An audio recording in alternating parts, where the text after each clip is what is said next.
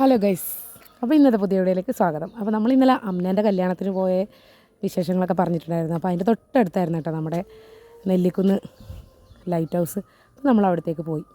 Nellikunnu light ഹൗസിലേക്ക് first ടൈമാണ് കേട്ടോ ഞാൻ പോകുന്നത്.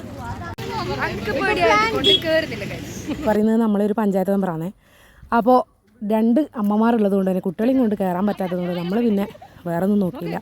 കടൽ കണ്ടാൽ പിന്നെ വേറെ എന്തെങ്കിലും പറയണം, പിന്നെ അടിച്ചും കടപ്പുറത്തും.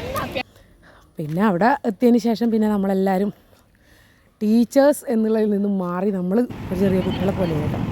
കാരണം എല്ലാവരും നന്നായി എൻജോയ് ചെയ്തു.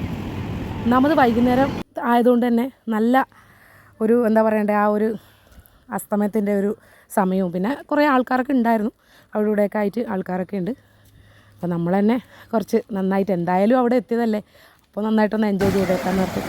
അപ്പോൾ തിരമാലയും കടല കുറച്ചിരിക്കുന്നതും അതൊക്കെ ഇതിൻ്റെ ഒരു വൈബാണ്. അതിനിടയിലായിരുന്നു നമ്മളെ ഒരു ടീച്ചർക്ക് വെള്ളം ഭയങ്കര പേടി. ആ പേടി എന്നാൽ മാറ്റി കൊടുക്കാമെന്ന് പറഞ്ഞുകൊണ്ട് ബാക്കി പഠിച്ചാൽ. അപ്പോൾ എല്ലാവരും കൂടി ആ ടീച്ചറെ വെള്ളത്തിലങ്ങ് മുക്കിയിട്ടോ.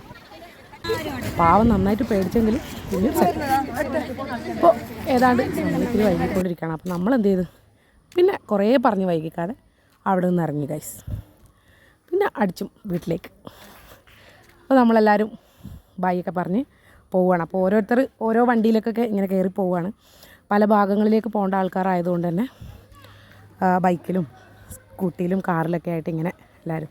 അപ്പോൾ അങ്ങനെ നമ്മൾ നെല്ലിക്കുന്ന് ലൈറ്റ് ഹൗസിൽ നിന്ന് യാത്ര തിരിച്ചു. അപ്പോൾ വണ്ടി കയറിയെടുത്ത് നമ്മുടെ കുറച്ച് കലപില.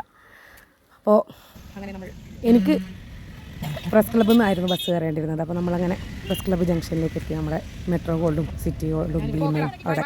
അപ്പോൾ അങ്ങനെ ഞാൻ ഭീമ ഗോൾഡിൻ്റെ അവിടെ ഇറങ്ങി ഞാൻ വീട്ടിലേക്ക് തിരിച്ചു.